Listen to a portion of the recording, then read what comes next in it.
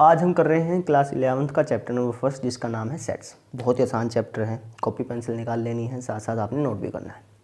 अब देखो, सेट्स का जनरली भाषा में मतलब क्या होता है। आपने इंग्लिश में कई बार सुना होगा सेट, या फिर अपने घर में कई बार सुना होगा सेट। तो सेट का जनरली भाषा में मतलब होता है कलेक्शन ऑफ थिंग्स।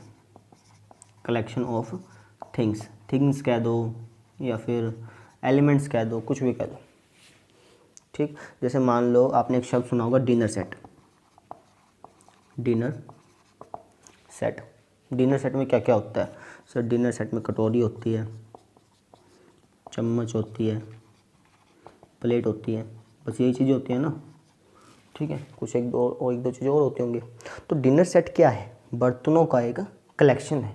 बर्तनों का एक कलेक्शन है, जिसके जिसे हम क्या कहते हैं, इसको डिनर सेट। किसी और चीज़ का सेट ले लो, मान लो मैं कह देता हूँ भाई मेरे पास शूज़ का सेट है। शूज़ का सेट है भाई, मेरे पास ब्लैक कलर के भी शूज़ हैं, ब्लू कलर के भी शूज़ हैं और वाइट कलर के भी शूज़ हैं। यानी मेरे पास एक जूतों का कलेक्शन है, जिसको मैंने क्या कह दिया? सेट कह दिया, ठीक। लेकिन अगर मैथमेटिक्स की बात करें, किसकी बात करें? मैथमेटिक्स की, तो उसमें सेट्स किसको बोलते हैं? जो वेल डिफाइन हो। क्या हो? Well define. वेल डिफाइन का मतलब क्या है? वेल डिफाइन का मतलब है कि वही सेट सबके लिए सेम हो। जैसे मान लो मैं कहता हूँ भाई मेरे पास 3 कलर के जूते हैं, एक ब्लैक, एक वाइट और एक ब्लू। अब मैं आपसे पूछता हूँ भाई आपके पास कितने कलर के जूते हैं? आप कह दो सर मेरे पास तो एक ही कलर के जूते हैं, ब्लैक शूज़ वाले, स्कूल वाले। यानी वो सेट सेम नहीं है। मेरे लिए सेट अलग है, आपके लिए सेट अलग है। तो आप उसको मैथमेटिक्स की भाषा में सेट्स नहीं कह सकते, ठीक है। जैसे मान लो मैं कहता हूँ भाई एक काम करो, आप मुझे बताओ कि वावल्स कितने होते हैं। तो आप कहोगे sir A, E, I, O, U, यही वावल होते हैं, है ना। यही सेम क्वेश्चन मैं आपके दोस्त से पूछता हूँ तो भी क्या बताएगा? सेम बताएगा, ए, ई, आई, ओ, यू। यानी जो ये वावल का सेट है ना, सेम है, ठीक है, वेल डिफाइंड है। जो भी पढ़ा लिखा बच्चा है उसके लिए क्या है ये? सेम। आप किसी तीसरे से पूछ लो, वो भी ये बताएगा, ए, ई, आई, ओ, यू, ठीक है। तो ये वेल डिफाइंड है, तो आप इसे मैथमेटिक्स की भाषा में क्या बोल सकते हो कि भैया ये एक सेट है, ठीक। अब मैं आपसे पूछता हूँ, आप एक काम करो, आप मुझे बताओ कि आपका फेवरेट बैट्समैन कौन सा है। तो आप कह दो सर मेरा फेवरेट बैट्समैन है सचिन, या फिर आप कह दो सहवाग। और आप मुझसे पूछो भी मेरा फेवरेट बैट्समैन कौन सा है, तो मैं कह दूँगा मेरे लिए तो रहाणे फेवरेट है, द्रविड़ फेवरेट है। तो अपना कलेक्शन जो है ना वो अलग अलग है। मैं किसी दूसरे बैट्समैन को फेवरेट मान रहा हूँ, आप किसी दूसरे बैट्समैन को फेवरेट मान रहे हैं, है ना। तो ये कलेक्शन वेल डिफाइन नहीं हुआ, और ये वेल डिफाइन नहीं हुआ तो आप इसे मैथमेटिक्स की भाषा में सेट्स नहीं कह सकते। जनरली सेट है ये, लेकिन मैथमेटिकली सेट नहीं है। समझ रहे हो? मैथमेटिक्स में सेट कौन सा होता है? जो वेल डिफाइंड हो, सबके लिए सेम हो, ठीक है। सबके लिए मतलब जो पढ़ा लिखा है, जो उसको जानता हो, उसके लिए क्या हो? सबके लिए सेम, ठीक। अब हम इसके क्वेश्चंस देखते हैं ताकि आपको और ज़्यादा समझ में आए। तो क्वेश्चन नंबर 1 क्या कह रहा है? क्वेश्चन नंबर 1 कह रहा है कि which of the following are sets, justify your answer. जितने भी लाइनें लिखी हैं इसमें हमने बताना है कि कौन सा सेट है और कौन सा नहीं है। तो पहला क्वेश्चन है the collection of the month of a year beginning with the letter J. यानी जे लेटर से स्टार्ट होने वाले महीने जो हैं उनका एक कलेक्शन बनाया गया। अब वो क्या कलेक्शन सभी के लिए सेम होगा? मान लो आपसे पूछता हूँ कि जे लेटर से स्टार्ट होने वाले महीने कौन कौन से हैं, तो आप क्या कहोगे कि सर वो है जनवरी, जून और जुलाई। यही सेम क्वेश्चन आपके दोस्त से पूछता हूँ तो वो भी ये लिखेगा जनवरी, जून और जुलाई। आपके किसी तीसरे दोस्त से पूछता हूँ तो वो भी क्या लिखेगा? जनवरी, जून और जुलाई। यानी सभी के लिए क्या है? सेम है, ठीक है। सेम है तो क्या हो गया हमारा? वेल डिफाइन हो गया। वेल डिफाइन हो गया तो क्या होगा? हमारा सेट हो गया। एक दूसरी बात ध्यान रखना, मैंने आपके एक दोस्त से पूछा कि भाई जे लेटर से स्टार्ट होने वाले महीने लिखो, तो उसने लिख दिया जनवरी, जुलाई और जून। तो ये सेट और ये सेट दोनों सेट सेम ही हैं, ठीक है ना। सेट में ऑर्डर मायने नहीं रखता। ऑर्डर मायने का मतलब क्या हुआ कि आपने पहले क्या लिखा है, बाद में क्या लिखा है, फिर क्या लिखा है, ये कोई मायने नहीं रखता। इसके जितने एलिमेंट्स हैं और उसके जितने एलिमेंट्स हैं वो सेम होनी चाहिए बस, ठीक है। सेम हुए तो आप क्या कह सकते हो कि ये वेल डिफाइंड कलेक्शन है। वेल डिफाइंड कलेक्शन है तो क्या हो गया? पक्का सेट हो गया। दूसरा देखो, दूसरा है कि एक collection of 10 most talented writers of India. India के 10 मोस्ट टैलेंटेड राइटर्स। मैं आपसे पूछता हूँ कि आपका फेवरेट राइटर कौन है, तो आपके लिए कह सकते हो मेरे लिए मुंशी प्रेमचंद जी हैं। ठीक है, किसी और से पूछता हूँ तो वो कह सकता है अभी मेरे लिए तो अभी कौन सा राइटर चल रहा है, आमीश है। ठीक है, यानी ये वेल डिफाइंड नहीं है। किसी के लिए कोई और फेवरेट होता है, किसी के लिए कोई और फेवरेट होता है, किसी के लिए कोई किसी और को बेस्ट मानता है। ठीक है, कोई किसी दूसरे को बेस्ट मानता है, तो वेल डिफाइंड नहीं हुआ, तो आप इसको एक सेट नहीं कह सकते। थर्ड है कि a set of 11 best cricket batsman of the world. मैं अब आपसे पूछता हूँ भाई इस पूरी दुनिया में आपकी बेस्ट टीम कौन सी है क्रिकेट टीम, तो आप कह सकते हैं सर मेरे लिए तो इंडिया है। आपके दोस्त से पूछा तो वो कह रहा है इंग्लैंड है, ये भी वेल डिफाइंड नहीं हुआ, है ना, तो आप क्या कहोगे, ये सेट नहीं है। फोर्थ है the collection of all boys in your class, यानी आपकी क्लास में जितने भी लड़के हैं उनका कलेक्शन वो सभी के लिए सेम होगा। सेम कैसे, मान लो कि मैं आपकी क्लास में गया और आपने मुझसे पूछा भाई इस क्लास में कितने बच्चे हैं, कितने लड़के हैं, मैंने काउंटिंग कर ली 15 लड़के हैं। अब मैंने यही क्वेश्चन आपके दोस्त से पूछा, उसने भी काउंटिंग की 15 लड़के हैं। कोई भी आएगा जो उसको काउंट करेगा तो वो 15 ही पाएगा। मान लेते हैं 15 बच्चे हैं आपकी क्लास में लड़के, तो वो जो भी आ रहा है उसको काउंट करा तो 15 ही हुआ सबके लिए, यानी सबके लिए क्या है, ये सेम है, तो ये क्या हो गया हमारा एक सेट हो गया। फिफ्थ देखो the collection of all natural numbers less than 100। मैं आपसे कहता हूँ कि भाई 100 से कम वाली सारी की सारी नेचुरल नंबर्स लिखो, प्राकृतिक संख्याएं लिखो। तो आप कहाँ से स्टार्ट करोगे, 1 2 3 4 ऐसे करते करते 99 तक जाओगे। आपके दोस्त से सेम क्वेश्चन पूछा तो वो भी यही करेगा, 1 2 ऐसे चलते चलते कहाँ तक, 99 तक। ये सभी जो हैं, जो पढ़े लिखे जो बच्चे हैं वो यही आंसर देंगे। ये सभी के लिए क्या हो गया हमारा सेम। सभी का मतलब क्या है, सभी का मतलब यही है कि जो पढ़ा लिखा हो, ठीक है, जिसको उसकी नॉलेज हो, तो वो भी ये आंसर देगा, आप भी आंसर दे रहे हो, यानी वेल डिफाइंड कलेक्शन है। वेल डिफाइंड कलेक्शन है तो ये क्या होगा हमारा एक सेट हो गया। अगला है एक collection of novels written by writer Munshi Premchand. Munshi Premchand द्वारा लिखे गए जो नॉवेल्स हैं उनका कलेक्शन। अब मैं आपसे कहता हूँ भाई एक काम करो, नेट से जितने भी मुंशी प्रेमचंद ने वो लिखे हैं, नॉवेल्स लिखे हैं, उसको लिख के आओ। तो आपने एक लिस्ट बना ली, मान लेते हैं ये, ठीक है। आपके दोस्त से कहा तो उसने भी एक लिस्ट बना ली, मान लेते हैं ये।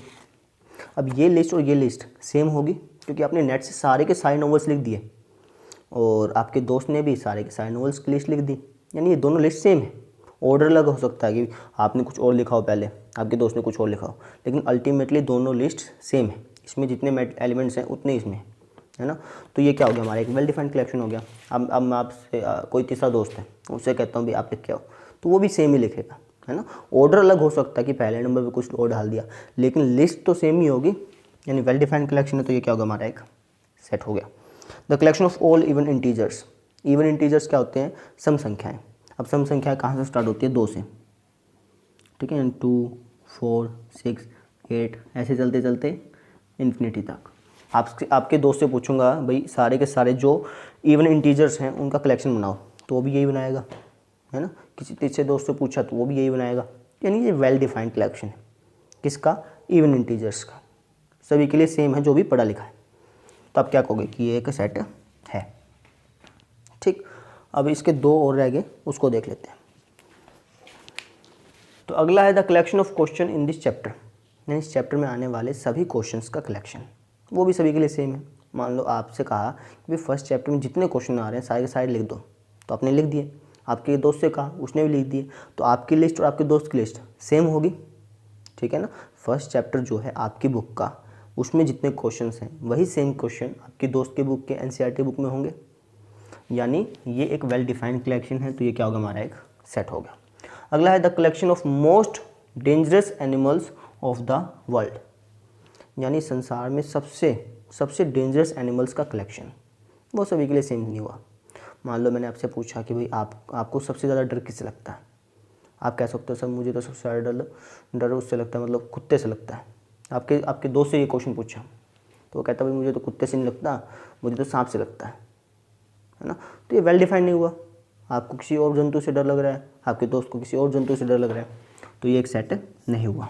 अब लिखना कैसे है, सिंपली आप लिखेंगे इट, जैसे मान लो मैं इसका लिख रहा हूँ, it is not a set, एक सेट नहीं है, बिकॉज क्योंकि it is not well defined, यह वेल डिफाइंड नहीं है, अच्छी तरह से डिफाइंड नहीं किया गया, बस, ठीक है। और जौन सा आपका जैसे ये है, इसमें एक आप क्या लिखोगे, it is a set because it is well defined, simple, ठीक है।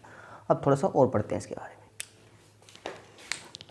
तो जो अगला टॉपिक है वो है आपका बिलोंग्स टू। ये लिखना है आपने, ध्यान से लिख लेना, बिलोंग्स टू, और इसका साइन होता है ये। अब इसको समझते हैं असल में होता क्या है। मान लो मैंने आपसे कह दिया अभी आप एक सेट बनाओ वावल्स का, तो आप किसका बनाओगे, आप क्या लिखोगे, आप लिखोगे ए ई आई ओ यू, ये लिखोगे, ठीक है। और मैं इस सेट का नाम दे देता हूँ वावल, ठीक।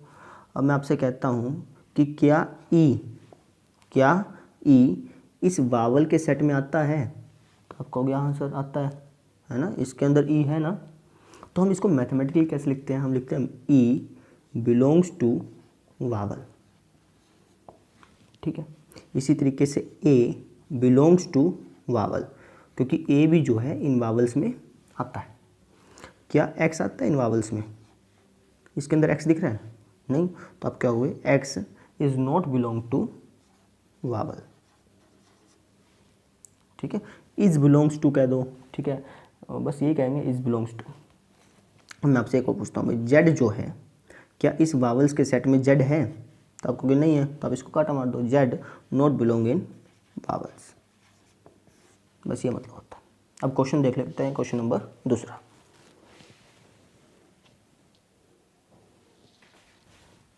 अब ये क्वेश्चन देखो, इसमें क्या है, इसमें क्या रखा कि ए एक सेट है जिसके अंदर एलिमेंट्स हैं 1 2 3 4 5 6, और आपसे कहा गया कि insert the appropriate symbol belongs to और not belongs to in the blank spaces. अब इसने पहला प्रश्न क्या दिया है कि 5 जो है क्या ए सेट में है। अब आप देखो 5 है कि नहीं है सर, तो आप सिंपली लिख दो भाई 5 जो है वो बिलोंग्स करता है ए से। अब इसी तरीके से दूसरा है, दूसरा बताओ क्या आएगा, 8 डैश डैश ए, क्या इस सेट में 8 है, नहीं है, तो आप सिंपली लिख दो नॉट बिलोंग्स टू ए।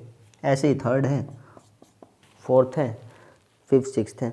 अब थर्ड देख लो, थर्ड है 0 डैश डैश ए, क्या 0 ए सेट के अंदर है, सर 0 तो नहीं है, तो आप सिंपली लिख दो नॉट बिलोंग्स टू ए। ऐसे आपने 3 और करने हैं, चौथा पांचवा और छठा, ठीक है। तो इस तरीके से आज हमने कितने क्वेश्चन कर लिए, 2। तो आपने घर से क्या करना है, घर से आपने एनसीईआरटी को थोड़ा सा पढ़ना है, ठीक है। खुद जब पढ़ेंगे, जब सेल्फ स्टडी करेंगे तो ज़्यादा समझ में आएगा। तो सेट्स का जो आपका पहला पेज है एनसीईआरटी का, थोड़ा सा पास में दिखाता हूँ, इस पेज को आपने पढ़ना है, यहाँ से लेकर इंट्रोडक्शन से लेके आप, वैसे तो जहाँ तक जाते हैं वहाँ तक पढ़ सकते हैं, लेकिन आप कम से कम इतना तो पढ़ लें, ये इतना पढ़ लें, ठीक है, पी तक, बस इतना आपने पढ़ना है। और बस थोड़ा थोड़ा करके चलना है, थोड़ा थोड़ा कैसे कि आज आपने वीडियो को देख लिया, समझ लिया, क्वेश्चंस को आपने खुद ट्राई कर लिया, जो कहा वो काम कर लिया, बस ऐसे ही कल कर लेना है, परसों कर लेना है। फिर जब आप लास्ट में पहुंच जाएंगे ना, तो आपको बोझ नहीं लगेगी, 11th क्लास आसान लगेगी, और 10th क्लास से बहुत आसान है, इतनी बात ध्यान रखना, ठीक है। तो मिलते हैं कल, थैंक यू।